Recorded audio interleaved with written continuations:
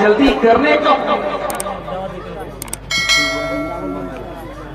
वसारिऊ इला मग़फ़िरतिन मिन रब्बिकुम व जन्नतिन अर्दुहा अस्समावातु वल अर्दु उइद्दत लिल मुत्तक़ीन। मेरे बंदो तुम जल्दी करो, तुम दौड़ पड़ो, तुम भाग पड़ो, तुम एक दूसरे से आगे निकलने की कोशिश करो। किस चीज के लिए? इला मग़फ़िरतिन मिन रब्बिकुम, अपने रब की मग़फ़िरत को पाने के लिए, व जन्नतिन, और जन्नत को पाने के लिए। आज हम अपने समाज पर नजर उठा के देखें, समाज के अंदर एक दौड़ लगी, एक मुकाबला हो रहा है, पैसा कमाने का मुकाबला, जमीन और जायदाद का मुकाबला, नाम कमाने का मुकाबला, कहीं प्रधानी का मुकाबला, कहीं पॉलिटिक्स का मुकाबला। अल्लाह फरमाता है मेरे बंदो तुम्हें अगर मुकाबला ही करना है, तुम्हें अगर आगे निकलना है, तुम्हें एक दूसरे को अगर पीछे करने के बारे में सोचना है, तो तुम अल्लाह की मग़फ़िरत को हासिल करने के लिए और जन्नत को हासिल करने के लिए मुकाबला करो। और जब जन्नत का नाम लिया अल्लाह तो ये भी बता दिया कि जन्नत को तुम मामूली मत समझो।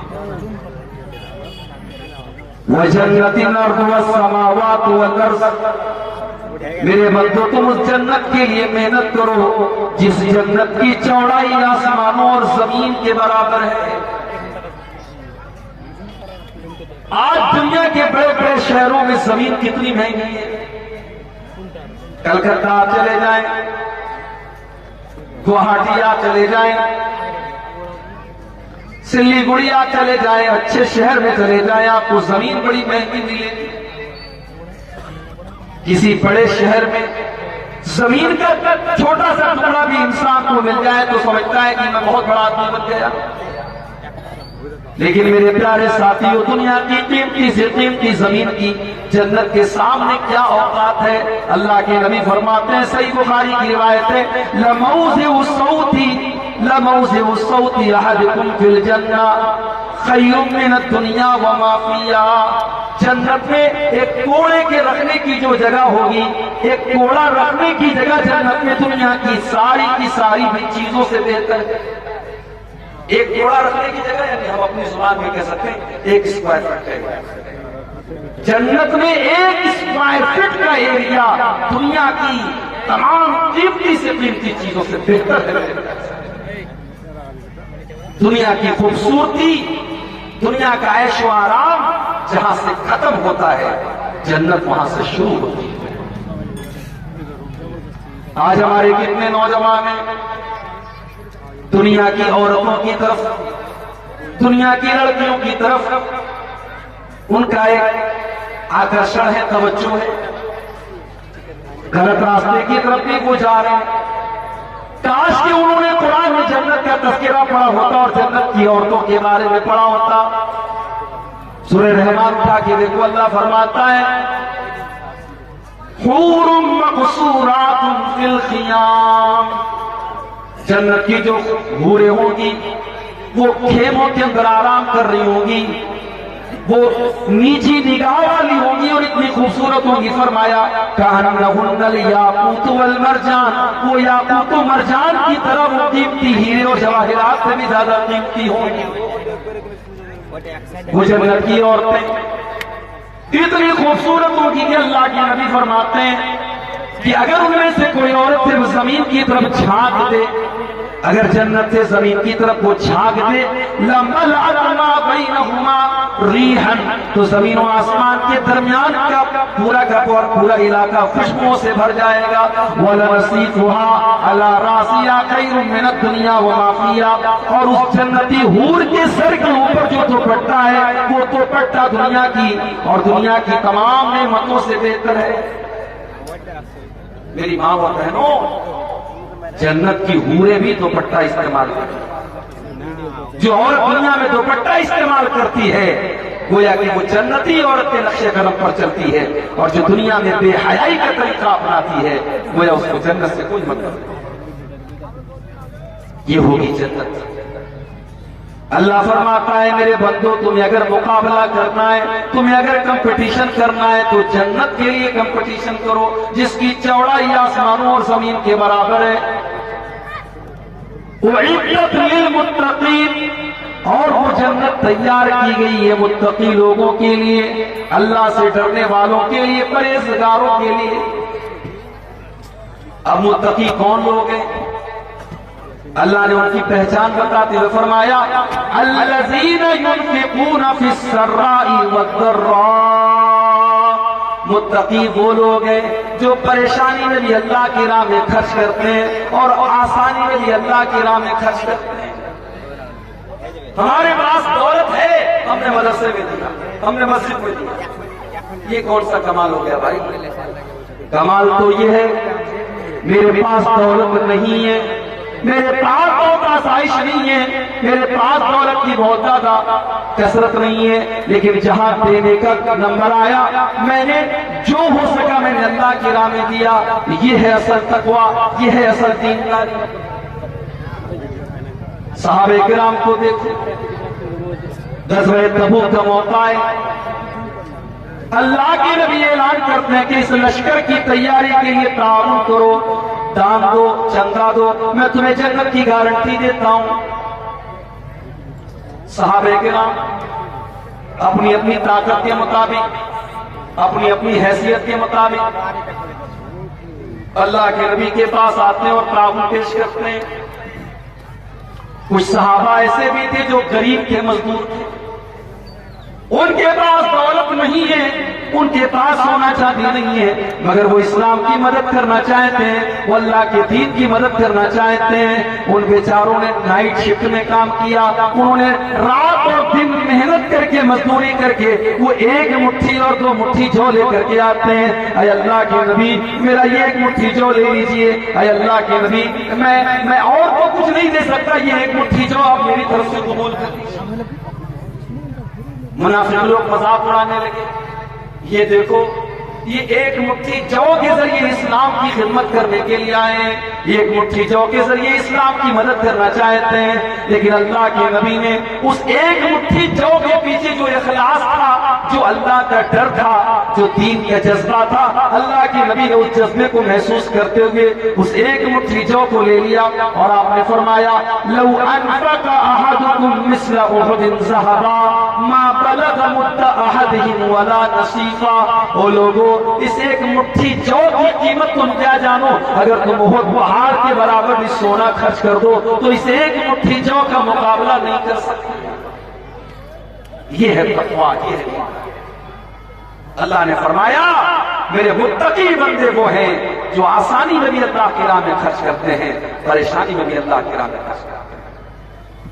इसीलिए अल्लाह के नबी फरमाते हैं कि तुम अल्लाह को अपने अच्छे दिनों में पहचानो, अल्लाह को अपने अच्छे दिनों में पहचानो। याद रखना भिशिता, तुम्हारे बुरे दिनों में अल्लाह तुमको पहचानेगा। इंसान के पास जब अच्छा दिन आता है, जब दौलत आती है, जब ऐशो आराम की जिंदगी गुजारता है, तब उसे अल्लाह याद नहीं आता है। जब परेशानी आती है, जब बीमारी आती है, जब दुख और तकलीफें आती है, तब अल्लाह याद आता है। अल्लाह के नबी फरमाते हैं अपने परवरदिगार को तुम अपने अच्छे दिनों में याद करो, यार कफिशिता, वो बुरे दिनों में तुम्हें याद रखेगा। तो मुत्तकी लोग वो होते हैं जो अच्छे और बुरे तमाम दिनों में अल्लाह के राह में खर्च करते हैं। वल्काज़िमीन अल-गैज़, और मुत्तकी लोग वो होते हैं जो गुस्से को पी जाने वाले होते हैं। आज कितने मर्डर हो जाते हैं गुस्से की वजह से, कितनी तलाक हो जाती है गुस्से की वजह से, कितना शौहर बीवी के ऊपर हाथ उठा देता है गुस्से की वजह से। मेरे प्यारे साथियों, गुस्सा आना नेचुरल है, मगर गुस्से को कंट्रोल किया जाए, गुस्से को दबा लिया जाए। इसलिए अल्लाह के नबी फरमाते हैं लैसा शदीदु बिस्सुरा इन्नमा शदीदुल लज़ी यमलिकु नफ्सहु इंदल गज़ब। पहलवान वो नहीं है, बहादुर वो नहीं है जो कुश्ती में दुश्मन को पछाड़ दे। बहादुर तो वो है जो गुस्से के टाइम अपने आप को कंट्रोल कर ले।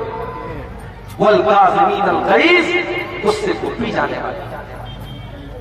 वल्लाफीना अनिन नास, और मेरे मुत्तकी बंदे वो हैं जिनके लिए मैंने जन्नत तैयार करके रखी है। ये वो लोग हैं जो लोगों को माफ कर देते हैं, दरगुजर कर देते हैं।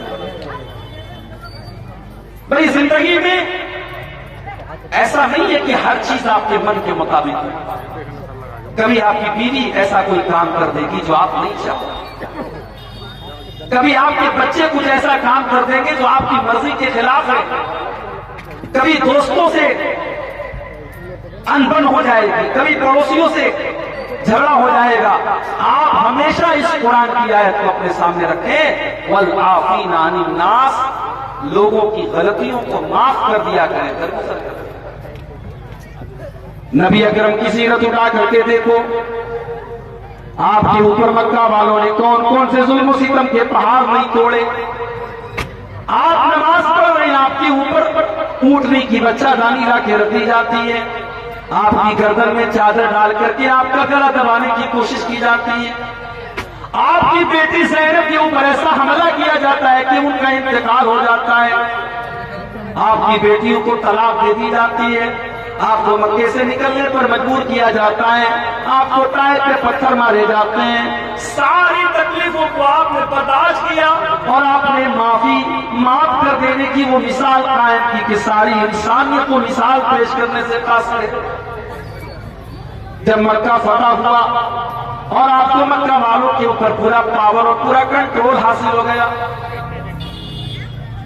आप चाहते तो बदला ले लेते, आप चाहते तो इंतकाम ले लेते, आप चाहते तो एक जुर्म की सजा उनको दे देते, लेकिन आपने वही जवाब दिया जो हजरत यूसुफ अलैहिस्सलाम ने अपने भाइयों को दिया था, ला तस्रीबा अलैकुमुल यौम। आपने फरमाया मोहम्मद रसूलुल्लाह किसी से कोई बदला न लेंगे, किसी से कोई इंतकाम न लेंगे। इज़हबू अंतुम तुलका, जाओ तुम सब के सब आजाद हो। आपने सबको माफ कर दिया। हम उस नबी के मानने वाले। वल्लाफीना अनिन नास, जालिम से लिया जुल्म का बदला न किसी वक्त, मारा भी तो अखलाक की तलवार से मारा। अल्लाह के नेक बंदे माफ कर दो, दारोगा मत बनो। अगर आपको अल्लाह ने किसी के ऊपर कंट्रोल दिया है तो आप दारोगा मत बनो, आप माफ कर दिया करो, लोगों की गलतियों से दरगुजर कर दो। वल्लाहु युहिब्बुल मुहसिनीन, और अल्लाह ताला एहसान करने वालों को, नेकी करने वालों को पसंद फरमाता है। वल्लज़ीना इज़ा फ़अलू फ़ाहिशतन औ ज़लमू अनफुसहुम, और अल्लाह ने फरमाया मेरे मुत्तकी बंदे वो होते हैं जब उनसे कोई गलत काम हो जाता है, जब कोई नाज़ेबा काम हो जाता है, उनसे कोई गुनाह हो जाता है, औ ज़लमू अनफुसहुम, या वो अपनी जान के ऊपर जुल्म कर लेते हैं। गुनाह करने वाला सबसे पहले अपनी जान पर जुल्म करता है।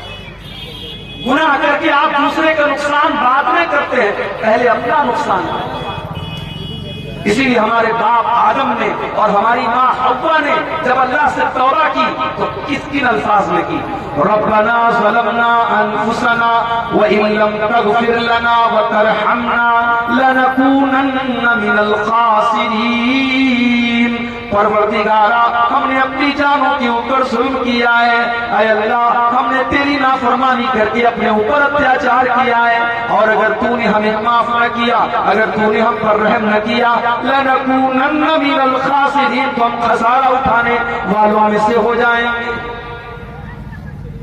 तो अल्लाह कह रहा है कि मेरे मुत्तकी बंदे वो हैं जब उनसे कोई गुनाह हो जाता है या वो अपनी जान पर जुल्म कर लेते हैं, ज़करुल्लाह, तो अल्लाह को याद करते हैं, वो अल्लाह को याद करते हैं, फस्तग़फ़रू लिज़ुनूबिहिम, और अपने गुनाहों की माफी मांगते हैं।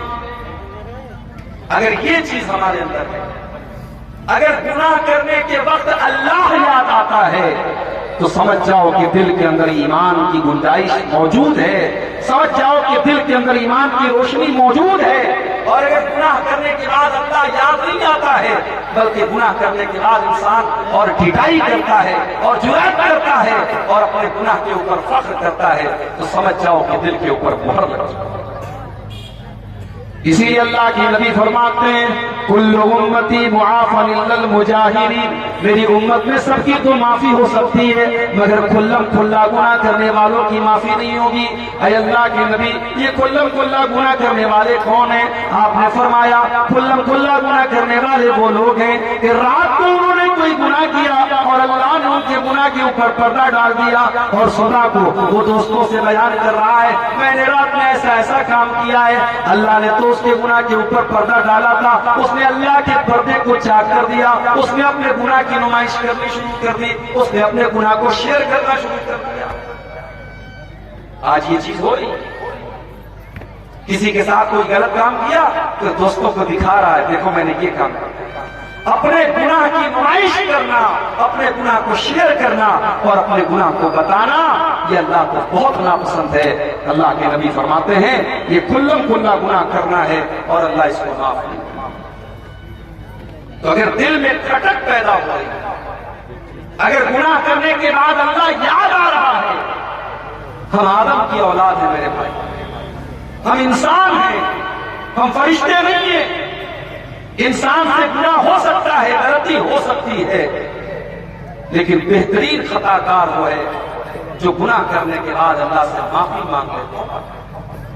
और जब दिल में ईमान होता है तो इंसान के दिल में तौबा का ख्याल जरूर आता है। अल्लाह के नबी साहबा के साथ बैठे हुए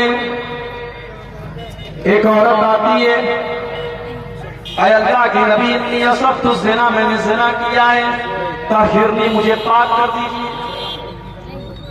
शादीशुदा औरत थी, जानती थी इस्लाम के अंदर शादीशुदा अगर मर्द या औरत ज़िना कर ले तो उसकी सजा क्या है, जानती थी कि जान मार दी जाएगी, कत्ल कर दी जाएगी। सब कुछ जानने के बावजूद अल्लाह के नबी के पास आती है, ऐ अल्लाह के नबी मैंने ज़िना किया है और मैं नहीं चाहती कि आखिरत में मुझे ज़िना की सजा दी जाए। ऐ अल्लाह के नबी मैं तौबा करना चाहती हूँ, मैं ज़िना की सजा लेना चाहती हूँ, मुझे सजा दे दीजिए, मुझे पाक कर दीजिए ताकि आखिरत में मुझे सजा न मिले। अल्लाह, कौन सी ताकत थी मेरे भाई जो वो उस औरत को अल्लाह के नबी की अदालत में लेकर के आती है। आज तो मुजरिम अदालत से भागता है, आज तो मुजरिम रिश्वत दे करके सोचता है मैं सजा से बच जाऊं, लेकिन जब ईमान पैदा होता है तो मुजरिम अदालत में चल करके आता है और कहता है कि मुझे सजा दी जाए। अल्लाह के नबी ने टालने की कोशिश, आपने कहा जाओ क्या बात कर रही हो, उसने कहा मुझे टालने की कोशिश न कीजिए, मैंने ज़िना किया है और मैं उसका सबूत भी लेकर के आई, मैं हमल से हूं, मैं पेट से हूं, अल्लाह के नबी मुझे ज़िना की सजा दे दीजिए। आपने कहा ठीक है जाओ, जाओ जब बच्चा पैदा होता, जाओ जब बच्चा पैदा होता आना, तुमको हम अभी सजा नहीं दे सकते। 9 महीने का टाइम दे दिया, 9 महीने का टाइम दे दिया। भाग सकती थी, कोई रिकॉर्ड नहीं रखा, अल्लाह के नबी ने कहीं नाम नहीं नोट किया, सहाबा को उसका नाम लिख करके नहीं दिया, उसको 9 महीने का मौका दे दिया, जा तू भाग सकती है तो भाग। 9 महीने गुजर गए, बच्चे का जन्म हुआ, बच्चे को गोद में लेकर के आती है, अल्लाह के नबी मैं वही औरत, मैं वही गानबिया हूं जो 9 महीने पहले आपके पास आई थी और आपसे ये कह रही थी कि मुझे ज़िना की सजा दे दीजिए। अल्लाह के नबी मुझे पाक कर दीजिए, मुझे ज़िना की सजा दे दीजिए। अल्लाह के नबी ने फरमाया तुम्हारा बच्चा भी छोटा है, माँ के दूध पर निर्भर है, जब तक ये बच्चा माँ का दूध पी रहा है तब तक हम तुम्हें ज़िना की सजा नहीं दे सकते। जब तुम्हारा बच्चा माँ का दूध छोड़ दे, जब रोटी खाने लगे तब तुम मेरे पास आना। अल्लाह के प्यारे नबी ने 2 साल का मौका उस औरत को और दे दिया कि अब अगर वो भागना चाहे तो भाग सकती है। अल्लाह के नबी उसको भूल जाएंगे, साहबा उसको भूल जाएंगे। 2 साल का टाइम गुजर गया, उस औरत का बच्चा रोटी खाने लगा, अपने बच्चे को इस हाल में लेकर के आती है कि बच्चे के हाथ में रोटी का टुकड़ा है। अल्लाह के नबी मैं वही औरत हूँ जिसने आपके पास आकर के ज़िना का इकरार किया था। अल्लाह के नबी देखिए मेरा बच्चा रोटी खाने लगा, अब तो मुझे ज़िना की सजा दी दीजिए। नबी अकरम ने बच्चा एक मुसलमान के हवाले जमीन में गड्ढा खोदा गया, उस औरत का आधा धड़ गड्ढे में डाला गया, सहाबे किराम के हाथों में पत्थर दे दिए गए और पत्थरों से मार मार के उस औरत को खत्म किया। कभी आपने तस्वुर किया है ज़िना की ये सजा? मुझे याद आता है राज ठाकरे ने एक मरतबा कहा, जब दिल्ली के अंदर चलती बस पर एक लड़की का ज़िना किया के साथ रेप किया गया, और सिर्फ रेप ही नहीं किया गया बल्कि जानवरों की तरह उस लड़की के साथ, उस औरत के साथ सलूक किया गया, और पूरे भारत में उस केस को निर्भया कांड के नाम से याद किया गया। तो राज ठाकरे ने उस मौके पर कहा था कि रेप करने वालों को वही सजा देनी चाहिए जो इस्लाम देता है।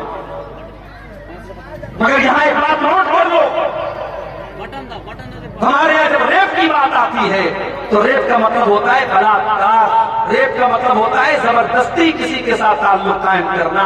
मगर इस्लाम ये कहता है कि अगर एक मर्द और एक औरत इल्लीगल तरीके से, गैर कानूनी तरीके से अगर आपस की सहमति से भी ताल्लुक बनाते हैं तो वो भी रेप ही कहलाएगा, वो भी ज़िना ही कहलाएगा। ये अलग बात है कि हमारी अदालतों में अगर आपस में सहमति से ताल्लुक कायम होता है तो उसको रेप नहीं माना जाता है, मगर इस्लाम की नजर में अगर बगैर शादी के और बगैर शरई तरीके के अगर मर्द और औरत का मिलन होता है तो वो ज़िना ही कहलाएगा, चाहे वो सहमति के जरिए हो चाहे वो जबरदस्ती हो, और दोनों को सजा दी जाए। हाँ, जबरदस्ती होगी तो रेप करने वाले को सजा मिलेगी, औरत को नहीं मिलेगी, लेकिन आपस की सहमति से हुआ है ज़िना तो दोनों को सजा मिलेगी। अगर कुंवारे लोग ज़िना करेंगे तो 100 कोड़े की सजा दी जाएगी और 1 साल के लिए शहर से निकाल दिया जाएगा, और अगर शादीशुदा मर्द और औरत ज़िना करेंगे तो इस्लामी कानून के अंदर सजा यह है कि उसको पत्थरों से मार मार के खत्म कर दिया। जब उस औरत को ज़िना की सजा दी जा रही थी, हदीस के अल्फाज हैं, हजरत खालिद बिन वलीद रजी अल्लाह तआला अन्हु भी पत्थर मारने वालों में शामिल थे। जब उन्होंने पत्थर मारा तो उस औरत के खून के कुछ छींटे हजरत खालिद बिन वलीद के कपड़े पर आ गए। उनकी जुबान से कुछ नासेदा कलमात उस औरत के बारे में निकल गए कि कैसे नापाक औरत के खून के छींटे मेरे कपड़े पर आ गए। अल्लाह के प्यारे नबी की कानों में हजरत खालिद बिन वलीद के जुमले पड़ गए। आपने फरमाया, महलन या खालिद, ऐ खालिद खबरदार खबरदार, लक़द ताबत तौबतन लौ ताबहा साहिबु मुहसिन लगुफिर लहू। ऐ खालिद, इस औरत ने इतनी सच्ची तौबा की है, अगर कोई चोर, कोई डाकू, कोई लुटेरा भी अगर ये तौबा कर लेता तो अल्लाह उसको माफ कर देता। और एक हदीस के अल्फाज में ये है कि अगर मदीना के 70 गुनहगार भी ये तौबा कर लेते तो अल्लाह ताला 70 गुनहगारों की तौबा को कबूल कर लेता। इसमें इतनी पावरफुल तौबा की है। गुनाह का होना ये बड़ी बात नहीं है, गुनाह के बाद इंसान तौबा कर ले ये बड़ी बात है। इसीलिए अल्लाह फरमाता है, वल्लज़ीना इज़ा फ़अलू फ़ाहिशतन, मेरे मुत्तकी बंदे तो वो हैं जब उनसे कोई गलत काम हो जाता है, और ज़लमू अनफुसहुम, या वो अपनी जान के ऊपर जुल्म कर लेते हैं, ज़करुल्लाह, तो उनको अल्लाह याद आता है। गलत काम करने के टाइम अल्लाह का याद आना, अल्लाह का डर दिल में पैदा हो जाना, बहुत बड़ी बात है।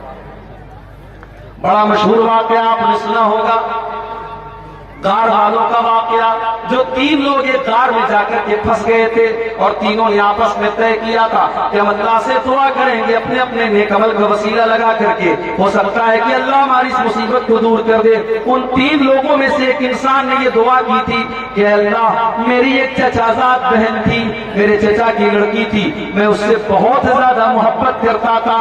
एक मर्द एक औरत से जितनी मोहब्बत कर सकता है मैं उस औरत से बेइंतहा मोहब्बत करता था, मैं उस लड़की को हासिल करना चाहता था, मैं उसके साथ अपनी शहावत को पूरी करना चाहता था, मगर मेरे पास कोई कंट्रोल नहीं था।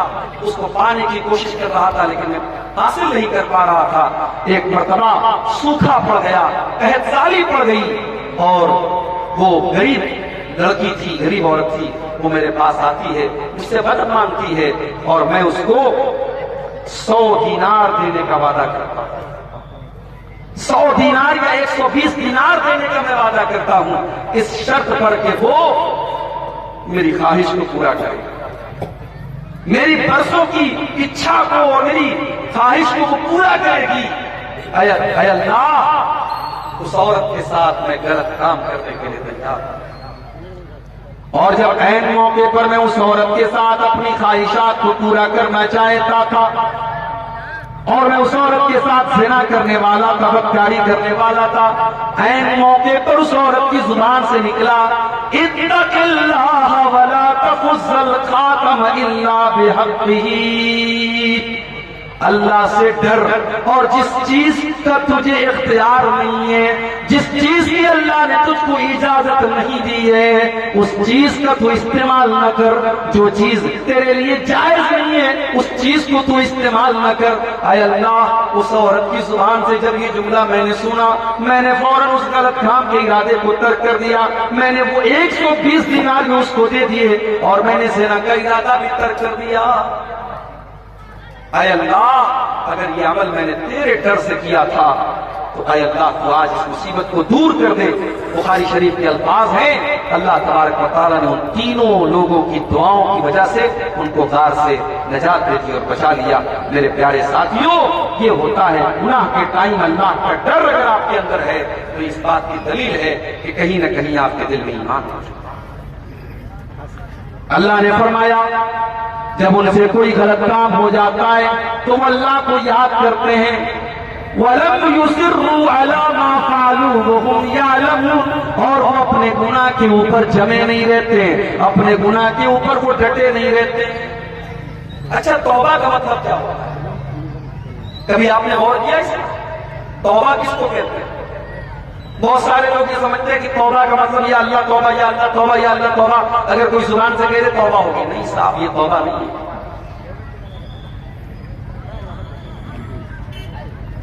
ड्रीम 11 खेलना कैसा है और अगर जीत गए तो उसका इस्तेमाल कहां किया जाए? ड्रीम 11 और इस तरीके के जितने ऑनलाइन खेल हैं, ये सब जुआ है, जुआ। ये सब जुआ है, सट्टाबाजी है और ये सब हराम है। अपनी कमाई को आप हराम बस इतना कर। हलाल के बहुत सारे रास्ते, बिजनेस कीजिए, नौकरी कीजिए, मेहनत कीजिए, हलाल का 100 रुपया कमाइए, वो हराम के 1000 रुपये से। ये ड्रीम 11 वगैरह के ड्रीम के चक्कर में मत पड़िए। ये सब जुआ खिलाया जा रहा है नौजवान, ऑनलाइन जुआ खिलाया जा रहा है। पहले ऑफलाइन होता था, ऑनलाइन जुआ खिलाया जा रहा है। तो अल्लाह की बारगाह में गुनाह करने के बाद जो मुत्तकी लोग होते हैं वो गुनाह के ऊपर डटे नहीं रहते हैं, इसरार नहीं करते हैं, वो अपने गुनाह का इकरार करते हैं, अल्लाह की बारगाह में माफी मांगते हैं। मेरे प्यारे नौजवान साथी, आज कितने नौजवान हैं वो गलत काम कर रहे हैं मगर उनको ये एहसास नहीं है, उनको ये एहसास नहीं है कि हम गलत काम कर रहे हैं। तौबा करने का ख्याल उनके दिल में नहीं आता है। और मैं तुमको बताऊं कि तौबा किसको कहते हैं। तौबा 4 चीजों का नाम है। कभी गाड़ी चलाई है आपने, कार चलाई है? कार आप जब चलाते हैं तो कार को जब पलटाते हैं, आप जब यू टर्न लेते हैं तो यू टर्न लेने का नाम है तौबा। तौबा का मतलब होता है यू टर्न लेना। तौबा का मतलब होता है पलट के आ जाना। इसका मतलब ये हुआ कि जब एक इंसान ने गलत काम किया तो वो सीधे रास्ते से भटक गया था और जब उसने तौबा किया तो उसने यू टर्न ले लिया, उस सही रास्ते पर वापस लौट गया। आजकल बड़ा एक मुद्दा गरमाया हुआ है। मौलाना अशरफ मदनी ने कह दिया कि साहब, भारत में तो सारे लोग मुसलमान थे, इसलिए जो लोग इस्लाम को छोड़ करके कोई और मजहब में चले गए वो घर वापसी करें, हमें घर वापसी करने की जरूरत नहीं है। इसलिए कि सबसे पहले इंसान, जिनको कुरान में आदम कहा है और वेदों में मनु कहा गया है, और मनु की औलाद मनुष्य है और आदम की औलाद आदमी है, इंसान है, तो आदम अलैहिस्सलाम तो मुसलमान थे, इस्लाम के फॉलोवर थे। लिहाजा इस दुनिया का सबसे पहला धर्म इस्लाम है। और हमारे उस्ताद मोहतरम अल्लामा रईस अहमद नदवी रहमतुल्लाह अलैह की तहकीक के मुताबिक हजरत आदम अलैहिस्सलाम जब दुनिया में आए थे तो इसी भारतवर्ष में आए थे, भारत की सरजमीन पर आए थे। लिहाजा भारत का सबसे प्राचीन अगर कोई धर्म है तो वो इस्लाम है। लिहाजा इस्लाम को छोड़कर किसी और मजहब में जो लोग गए हैं उनको घर वापसी करने की जरूरत है, मुसलमान को घर वापसी करने की जरूरत नहीं है। और एक बात आपको और बताऊं, जब बच्चा पैदा होता है, बच्चा यहूदी नहीं होता है, बच्चा हिंदू नहीं होता है, बच्चा मुशरिक नहीं होता है, बच्चा तौहीद पर पैदा होता है। अल्लाह के प्यारे नबी फरमाते हैं कुल्लु मौलूदिन यूलदु अलल फित्रा, हर बच्चा फितरत पर और इस्लाम के ऊपर पैदा होता है। फअबवाहु युहव्विदानिही व युनस्सिरानिही व युमज्जिसानिही, उसके माँ बाप उसको यहूदी बनाते हैं, माँ बाप ईसाई बनाते हैं, माँ बाप मजूसी बनाते हैं, माँ बाप मुशरिक बनाते हैं। इसका मतलब यह हुआ कि इस्लाम नेचुरल तरीका है, जिस तरीके पर अल्लाह ने इंसान को पैदा किया है वो इस्लाम का तरीका है। और जब इस्लाम को छोड़ता है कोई तो वो गलत रास्ते पर जाता है। इसीलिए सच्चे रास्ते पर लौट आने को तौबा कहा जाता है। और याद रखिए, तौबा के अंदर 3 चीजें पाई जानी जरूरी है। इसको नोट कर लीजिए, आज की तकरीर की सबसे इंपॉर्टेंट बात इसको समझ लीजिए कि अगर कोई आपसे पूछे कि तौबा किसको कहते हैं तो आप बता दीजिए कि तौबा के अंदर 3 चीजों का होना चाहिए। नंबर 1, सबसे पहली चीज तौबा के अंदर नदामत होनी चाहिए। मैंने गलत काम किया है, ये काम सही नहीं था। और इसीलिए जो बिदअत करने वाले होते हैं उनके अंदर तौबा करने का ख्याल बहुत मुश्किल से आता है। अभी मैं कलिया चक से आपके इस गांव तक आ रहा था, चिलमारी तक आ रहा था, रास्ते में साहब टोपी लगा करके और कब्रिस्तान पे खड़े होकर के सलाम पढ़ा जा रहा। रास्ते भर ये मंजर मुझको मिला। और जब कटिहार स्टेशन मैंने क्रॉस किया और कटिहार का जो ब्रिज आया है तो देखा हमारा नौजवान बेचारा जो है वो कैमरे के जरिए वो क्या वीडियो बनाते ना, कोई चल करके आ रहा है, स्लो मोशन में कोई वीडियो बना रहा है। यानी शबे बारात की रात ये भी हो रहा है। कोई इबादत कर रहा है, कोई बेचारा सेल्फी ले रहा है, कोई स्लो मोशन में वीडियो बना रहा है। तो जो बिदातें होती हैं, बिदातों के सर पैर क्यों नहीं होते हैं?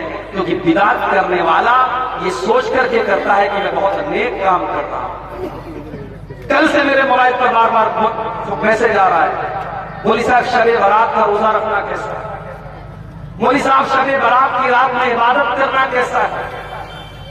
याद रखिए, इस्लाम में शबे बारात के नाम से कोई रात नहीं। ये शबे बारात का तसव्वुर ये शियों के यहां से आया। इस्लाम में शबे बारात नाम की कोई चीज ही नहीं थी। ये शियों का अकीदा है। उनके 12वें इमाम की पैदाइश उनका कहना है 15 शाबान को हुई है और उसी जश्न को उन्होंने शबे बारात कहा। ना तो अल्लाह के नबी से शबे बारात की रात की कोई फजीलत साबित है, न उस रात में इबादत करना साबित है, न दिन में रोजा रखना साबित है, न ये आतिशबाजी करना साबित है, न मस्जिदों को सजाना साबित है, न कब्रिस्तान पे जाना साबित है, न मुर्दों के लिए मग़फ़िरत की दुआ करना साबित है। एक साहब कहने लगे हलवा कैसे हराम है? सूजी जायज है, चीनी जायज है, देसी घी जायज है, नारियल जायज है और आप कहते हलवा हराम। सबको मिक्स कर दिया तो हलवा बन गया, आप कहते हलवा हराम है। मैंने कहा भाई हलवा हराम नहीं है, हलवा हराम नहीं है, हलवा यकीनन बहुत अच्छी चीज है, हमको भी खिलाइए, हम भी खाएंगे। मगर आप इस अकीदे के मुताबिक बना रहे हैं। आप शबे बारात पर बना रहे तो क्यों बना रहे हैं आप? एक साहब कहने लगे हलवा हम इसलिए बनाते हैं क्योंकि नबी अकरम के दांत टूट गए थे ग़ज़वा उहद में, आपने हलवा खाया तो इसलिए हम हलवा खाते हैं। मैंने कहा भाई साहब ग़ज़वा उहद हुई है शव्वाल में और शबे बारात मना रहे हो शाबान में, तुम 2.5 महीना एडवांस में हलवा खा रहे। नबी अकरम ने अगर हलवा खाया भी था, पहली बात तो ये मन गलत बात है, अगर आपने खाया था तो शव्वाल में खाया था, तुम्हें इतनी जल्दी पड़ी तुम 2.5 महीना पहले हलवा खा रहे हो। और फिर हलवा असल में ये पेटू किस्म के शिकम परवर मौलवियों ने इजाद किया ताकि हमारे पेट की दुकानें चलती हैं। तो बिदअत करने वाला तौबा नहीं करता है। इसीलिए अल्लाह के नबी अपने हर खुतबे में कहते थे वशर्रुल उमूरि मुहदसातुहा, सबसे बुरा काम बिदअत है। वकुल्लु मुहदसतिन बिदअह, दीन के अंदर नया निकाला गया काम बिदअत है। वकुल्लु बिदअतिन ज़लाला, और हर बिदअत गुमराही है। उसूल याद रखिए, शरीयत के उसूल याद रखिए। हम जो कलमा पढ़ते हैं ला इलाहा इल्लल्लाह मुहम्मदुर रसूलुल्लाह, इस कलमे के अंदर दो उसूल मौजूद। ला इलाहा इल्लल्लाह का मतलब इबादत अगर होगी तो सिर्फ और सिर्फ अल्लाह की होगी।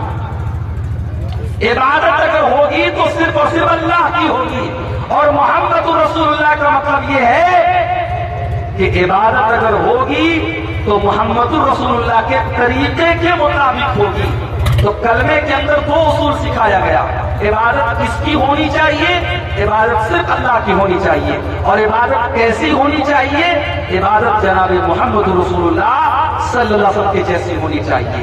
तो जो शब-ए बारात मना रहा है वो समझो पुराना 500 और 1000 का नोट आज चलाने की कोशिश कर रहा है। चुलबे कभी ना चुलबे इंशाअल्लाह। तो जब पुराना नोट नहीं चल सकता है तो जिस अमल के ऊपर अल्लाह के नबी की मुहर नहीं लगी है वो अमल कैसे चलेगा? रात भर आप इबादत कर लीजिए, जो इबादत नबी ने नहीं की, जो सहाबा ने नहीं की, जो कुरान सुन्नत से साबित नहीं है, वो इबादत नहीं हो सकती मेरे प्यारे। एक शख्स है जो कि 5 टाइम नमाज पढ़ता है, लेकिन उनकी माँ उससे नाराज है। क्या उस शख्स की नमाज कबूल होगी? कुरान हदीस की रोशनी में बताइए। देखिए, माँ का दर्जा यकीनन बहुत ऊंचा है। माँ का दर्जा बहुत ऊंचा है, माँ को नाराज नहीं करना चाहिए। मगर कभी कभी ऐसा भी होता है कि माँ गलत बात में नाराज होती है। हज़रत साद बिन अबी वक्कास रज़ी अल्लाह तआला अन्हु की माँ नाराज होगी, उन्होंने इस्लाम कबूल कर लिया, माँ नाराज होगी। माँ ने यहां तक कह दिया मैं खाना नहीं खाऊंगी जब तक तू इस्लाम को नहीं छोड़ेगा। उन्होंने कहा माँ मुझे तुझसे बहुत मोहब्बत है मगर मैं इस्लाम नहीं छोड़ सकता। माँ ने खाना पीना बंद कर दिया। हज़रत साद बिन अबी वक्कास रज़ी अल्लाह तआला अन्हु ने बहुत समझाया, माँ तैयार नहीं हुई। बुढ़िया थी, उम्र हो चुकी थी, थोड़ा सा टाइम गुजरा, बिस्तर पड़ गई। अब बिस्तर पड़ गई, अब खानदान के लोग आ रहे हैं, उनकी माँ की हालचाल पूछ रहे हैं। और जब पता चलता है कि बेटे के इस्लाम कबूल करने की वजह से इन्होंने खाना पानी बंद कर दिया है, तो लोग इनको बुरा भला भी कह के जा रहे हैं कि देखो इसकी वजह से इसकी माँ बीमार पड़ी। हालत ये हो गई, हज़रत साद की माँ आखिरी सांसें लेने लगी, आखिरी सांसें लेने लगी, इंतकाल का टाइम आ गया। हज़रत साद ने अपनी माँ से कहा कि अम्मी जान, लौ कानत लकी नियत व नफ्सिन, अगर अल्लाह ताला तुझे 100 जिंदगियां दे दे, तेरे अंदर 100 जान पैदा हो जाए और एक एक जान तेरी निकलती चली जाए और तू मुझसे कह दे कि मैं इस्लाम को छोड़ दूं, तो ऐ मेरी माँ, मैं तेरी जिंदगी को बचाने के लिए इस्लाम को छोड़ने वाला नहीं। माँ समझ गई कि मेरा बेटा मानने वाला नहीं है। माँ ने आखिर में खाना खाया, पानी पिया और बाद में माँ को भी अल्लाह ने हिदायत दी और बाद में माँ ने भी इस्लाम।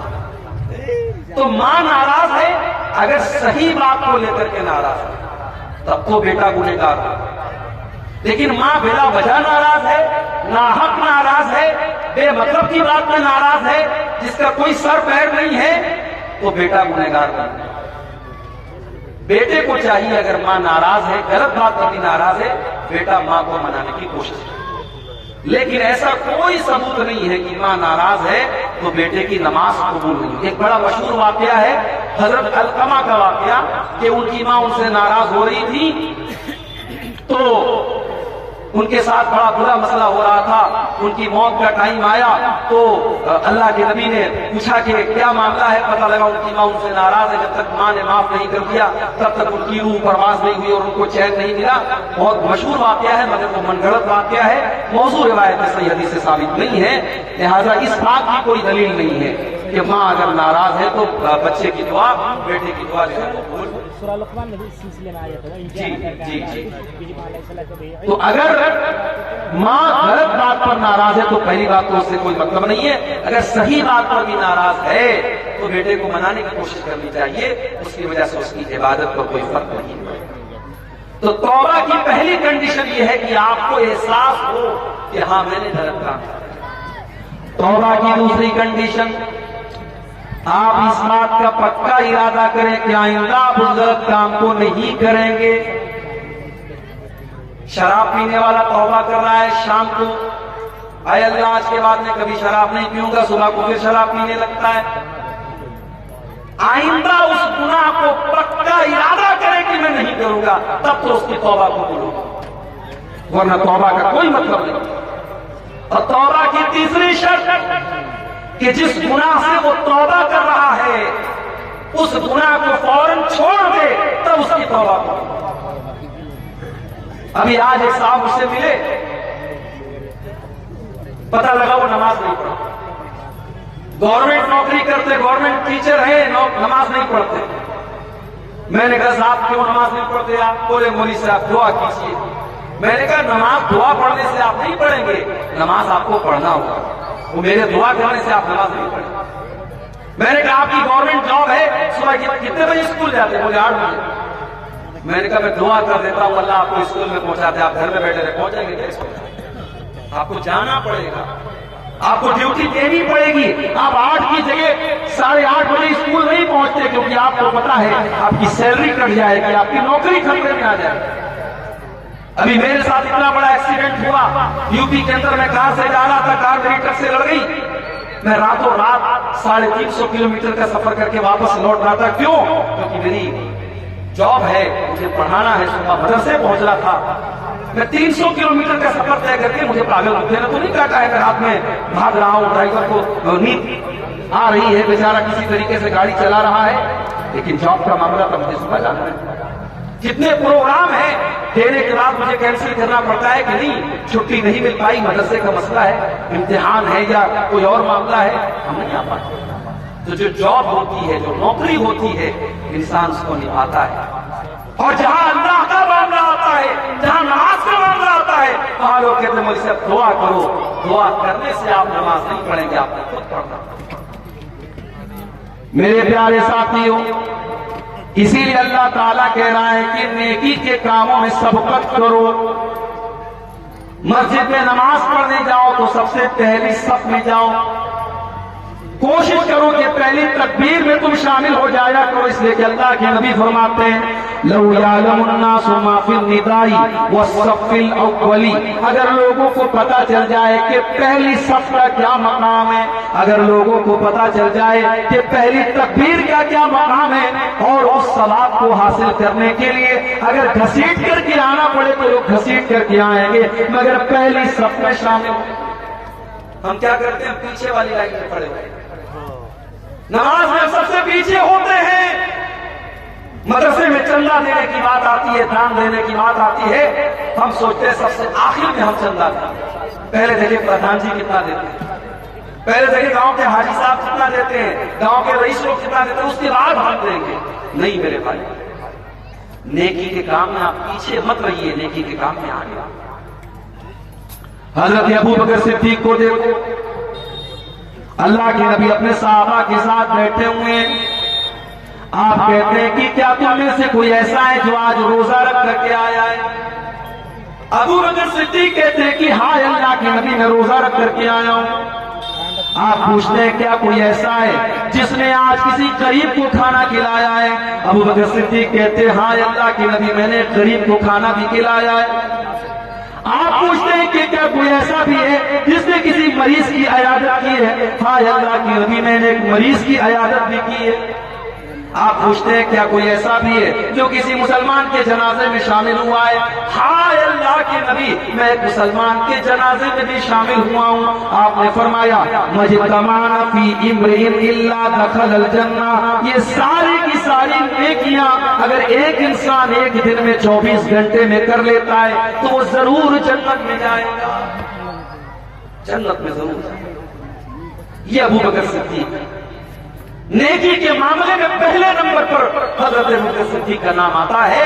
मेरे भाइयों, हमें और आपको भी नेकी के मामले में आगे बढ़ना। आज कितने लोग हैं जुमा की नमाज में, अगर 1 बजे जुमा की नमाज होने वाली है तो 12:55 पर उनकी शक्ल नजर आती है।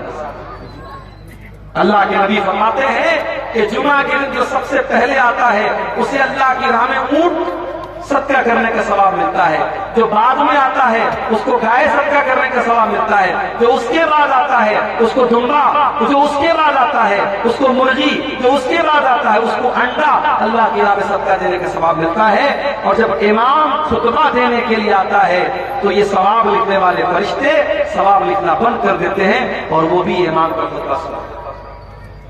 हम लोग तो इतने बदनसीब हैं कि ऊंट छोड़ दो, गाय छोड़ दो, दुम्बा छोड़ दो, बकरा छोड़ दो, मुर्गा छोड़ दो, अंडा छोड़ दो। कितने बदनसीब ऐसे लोग हैं कि जुमा के दिन वो तब आते हैं जब इमाम का खुतबा स्टार्ट हो जाता है, बल्कि जमात शुरू होने के 5 मिनट पहले होता है। ऐसा नहीं होना चाहिए। इस्लाम आपको नेकी के मामले में आगे आगे रहने का। ग़ज़वे तबूक का मौका याद कीजिए। हज़रत उमर फारूक रज़ी अल्लाह तआला अन्हु फरमाते हैं कि मेरे दिल में ख्याल आया कि आज नेकी के मामले में, आज अल्लाह के दीन के मामले में मैं अबू बकर से आगे निकल करके दिखाऊंगा। वो अपने घर आते हैं, अपने घर का सारा सामान इकट्ठा करते हैं और सारे सामान को 2 भाग में वो बांट देते हैं और एक भाग अपने घर में छोड़ देते हैं और एक हिस्सा अल्लाह के नबी के पास लेकर के आते हैं। अय अल्लाह के नबी, आज इस्लाम को मेरे माल की जरूरत है, देखिए मैं अपने घर का माल लेकर के आया हूँ। नबी अकरम पूछते हैं कि अय उमर, घर वालों के लिए कुछ छोड़ के आए हो कि नहीं आए हो? अय अल्लाह के नबी, आप परेशान न हो, मैं आधा लेकर के आया हूँ, आधा छोड़ करके आया हूँ। उमर फारूक बहुत खुश है कि आज मैंने वो कारनामा अंजाम दे दिया जो अबू बकर सिद्दीक भी अंजाम नहीं दे सका। थोड़ी देर के बाद हज़रत अबू बकर सिद्दीक भी आते हैं, वो भी अपने घर का सामान लेकर के आए हैं, अपने घर का माल लेकर के आए हैं, अपने घर की चीजें लेकर के आए हैं। उन्होंने लाकर के जब अल्लाह के नबी के सामने रख दिया, आपने पूछा, अय अबू बकर, तुमने अपने घर वालों के लिए क्या छोड़ा है? हज़रत अबू बकर सिद्दीक कहते हैं, अब कई तो लहुल्लाह व रसूलहू, अय अल्लाह के नबी, मैंने अपने घर वालों के लिए अल्लाह को छोड़ा है, उसके रसूल को छोड़ा है। अय अल्लाह के नबी, मैं तो सब कुछ लेकर के आया हूँ, आज इस्लाम को मेरे माल की जरूरत है, मैं अपने घर वालों के लिए कुछ छोड़ के नहीं आया, मैं अल्लाह को छोड़ के आया हूँ, रसूल को छोड़ के आया हूँ। उमर फारूक की आंखों में आंसू आ गए। उन्होंने कहा, मुझे यकीन हो गया कि मैं नेकी के मामले में अबू बकर का मुकाबला नहीं कर सकता। नेकी के मामले में सब तक करो मेरे प्यारे से। इसीलिए अल्लाह ताला कुरान के 17वें पारे में अपने नबियों का जिक्र करने के बाद कहता है, अपने नबियों का नाम लेने के बाद कहता है, इन्नहुम कानू युसारिऊना फिल खैरात, ये मेरे जितने नबी थे, ये मेरे जितने रसूल थे, वो नेकियों के मामले में आगे आगे रहते थे, वो नेकियों के मामले में पीछे पीछे नहीं रहते थे। मेरी प्यारी माओ बहन, नबी अकरम के दौर की औरतों को आप देखिए, उस जमाने में लाउड स्पीकर का इंतजाम नहीं था। अल्लाह के नबी तकरीर करते थे, आमतौर से मर्दों के बीच में तकरीर करते थे, औरतों के दरमियान आपका बयान नहीं होता था। एक मरतबा कुछ औरतें आई, अरे अल्लाह के नबी, मर्द लोग आपकी बातों को सुनते हैं, हम औरतों को तो आपकी बात सुनने को नहीं मिलती है। अरे अल्लाह के नबी, आप हफ्ते में एक दिन हमको भी दीजिए ताकि हम भी दीन की बातें आपसे सुना करें। नबी अकरम ने देखा कि इन औरतों के अंदर दीन को सीखने की तड़प मौजूद है, आपने अलग से हफ्ते का एक दिन औरतों के लिए तय कर दिया। हमारे यहाँ जलसे में आपने औरतों का इंतजाम किया, लेकिन मस्जिद में जुमा में होता है इंतजाम नहीं। तरावी छोड़ दीजिए, तरावी तो साल में एक बार होती है, जुमा में क्यों नहीं है? बंगाल में भी न गया, बंगाल में लोगों ने बताया, पुलिस साहब हमारे यहाँ ज्यादातर मस्जिदों में औरतों का इंतजाम जुमा में नहीं होता ही नहीं। अफसोस है, 100 नहीं। आप पहले माशाअल्लाह शेरशाबादी बराती के लोग होंगे, शेरशाबादी बराती पूरी की पूरी अहले हदीस मानी जाती है। क्या अहले हदीस आप हैं? आपके यहाँ की औरतों को दीन कौन सिखाए? मौलवी साहब हफ्ते में एक दिन तकरीर करते हैं, आधा घंटा दीन की बात बताते हैं, आप हजरात सुन के चले आते, घर की औरतों को कौन बताएगा? आज हमारे घर की औरतों को बिगाड़ने वाली हजारों चीजें हैं, फेसबुक है, सोशल मीडिया है, इंटरनेट है, तमाम दुनिया भर की चीजें हैं। उनको दीन सिखाने के लिए साल का एक जलसा काफी नहीं है। और जलसे में भी बेचारी आती है, तकरीर कम सुनती है, शॉपिंग ज्यादा करती है, बच्चों को लेकर घूम रही है, टहल रही है, तो उधर भाग रही है, उधर भाग रही है। आप जुमा की नमाज में औरतों के लिए इंतजाम कीजिए, इंतजाम कीजिए। आप नबी अकरम के दौर की औरतें आकर के डिमांड करती हैं, अल्लाह के नबी आप हमारे लिए इंतजाम कीजिए, हमें दीन की बातें सुनाइए। और अगर आपने ऐसा इंतजाम नहीं किया, हालात बहुत बुरे हैं मेरे पास। आज मुसलमान लड़कियां गैरों के साथ भाग रही हैं, फरार हो रही हैं, मुर्तद हो रही हैं, इस्लाम को छोड़ रही हैं, और हमारा आपसे तमाशा देख। अपनी औलाद को संभालिए, अपने बच्चों को संभालिए, अपनी औलाद को दीन की तालीम दीजिए, वरना पछताना पड़ेगा। अपने बच्चे और बच्चियों को जिस तरीके से आप स्कूल की और कॉलेज की तालीम देते हैं, उसी तरीके से दीन की तालीम दीजिए। उन्हें इस्लाम के बारे में बताइए, उन्हें तौहीद के बारे में बताइए, वरना आगे चल करके 10-15 साल के बाद जो हालात होंगे, हर घर और हर खानदान में इस तरीके के केस होंगे, फिर आपके पास हालात को कंट्रोल करने का कोई रास्ता नहीं। नेकी के मामले में आगे बढ़िए, पीछे मत रहिए। हजरत अमर बिन जमू रज़ी अल्लाह ताला अन्हु एक बूढ़े साहबी हैं, बूढ़े साहबी हैं। अल्लाह की राह में जिहाद करने की वजह से उनकी दोनों टांगे खराब हो चुकी हैं, उम्र भी 70 साल के पार हो चुकी है। जब एक जंग का मौका आता है, अल्लाह के नबी के पास उनके 4 बेटे, उनके चारों बेटों ने अपना नाम लिखवाया। हजरत अमर बिन जम्मू ने कहा कि अल्लाह के नबी मेरा भी नाम लिख लीजिए। बेटों ने कहा बाजान, आपने सारी जिंदगी इस्लाम की खिदमत की है, आपकी दोनों टांगे इसी में खराब हो चुकी हैं। अब्बाजान, हम आपकी तरफ से जा ही रहे हैं, आपके 4 बेटे अल्लाह की राह में जा रहे हैं। अब्बाजान, आप घर में आराम कीजिए, आपकी जरूरत नहीं है। बाप ने कहा नहीं, ठीक है, मैं लगा हो चुका हूं, ठीक है, मेरी टांगे काम नहीं कर रही हैं, मगर मेरे पासों में आज भी ताकत है, मैं दुश्मनों के छक्के छुड़ा सकता हूं, मैं अल्लाह की राह में जिहाद करना चाहता हूं। तो कौन होते हो मुझे रोकने वाले? बाप इसरार कर रहा है, बेटे मना कर रहे हैं। मामला अल्लाह के नबी के पास आता है। बेटे कहते हैं अल्लाह के नबी मेरे बाप को समझाइए, उनको बताइए, वो तो बूढ़े हो चुके हैं, उनकी दोनों टांगे काम नहीं कर रही हैं। अल्लाह के नबी ने हजरत अमर बिन जम्मू से कहा कि आप मत जाइए, आपको जरूरत नहीं है। कहा अल्लाह के नबी, मैं चाहता हूं कि मैं इस जंग में जाऊं और मैं शहीद हो जाऊं और मैं अपनी इन्हीं लंगड़ी टांगों के साथ मैं जन्नत में चला जाऊं। नबी अकरम ने उनका जज्बा देखा, उनके दिल का जज्बा देखा। आपने बेटों से कहा जाने दो, इनको अल्लाह की राह में जाने का शौक है, इनके अंदर जज्बे जिहाद है, इनको रोको मत, इनको जाने दो। चुनांचे जंग होती है और हजरत अमर बिन जम्मू अल्लाह की राह में जिहाद करते हुए उसी हालत में शहीद हो जाते हैं। ये थे नबी के साथ नेकी के मामले में आगे आगे रहे, हम और आप नेकी के मामले में पीछे रहे, इंतजार में रहते हैं कि हमें कोई जब मोटिवेट करेगा, जब कोई कहेगा तब हम ये काम करेंगे। मेरे प्यारे साथियों, नेकी के मामले में आप आगे। नबी अकरम के सहाबा को आप देखिए, अब्दुल्लाह बिन मसूद रज़ी अल्लाह ताला अन्हु बहुत बेहतरीन कुरान पढ़ा करते थे, इतना अच्छा कुरान पढ़ते थे कि एक मरतबा अल्लाह के नबी रास्ते से जा रहे थे, अब्दुल्लाह बिन मसूद के कुरान की तिलावत की आवाज आपके कानों में पड़ी। आपने फरमाया जिसको कुरान बिल्कुल ताजा ताजा सुनना हो, अब्दुल्लाह बिन मसूद के मुंह से कुरान सुन ले। आज है आपके दरमियान ऐसे कुरान पढ़ने वाले हैं? कुरान पढ़ने वाला कोई होता भी है तो उसके फटे कपड़ों की वजह से हमें लगता है ये मदरसे में पढ़ने वाला बच्चा है, हम उसको हकार की नजर से। स्कूल में टाई और पैंट और कोट पहन करके जाने वाला हमें अच्छा लगता है, और मदरसे में फटा पुराना कपड़ा पहन करके पढ़ने वाला, दिन भर कुरान की तिलावत करने वाला हमें बुरा लगता है।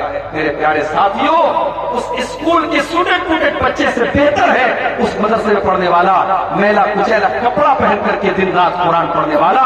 इसलिए कि अल्लाह के नबी फरमाते हैं, खैरुकुम मन तअल्लमल कुरान व अल्लमहु, तुम में सबसे बेहतरीन इंसान वो है जो कुरान को सीखता है और सिखाता है, कुरान को पढ़ता है और पढ़ाता है।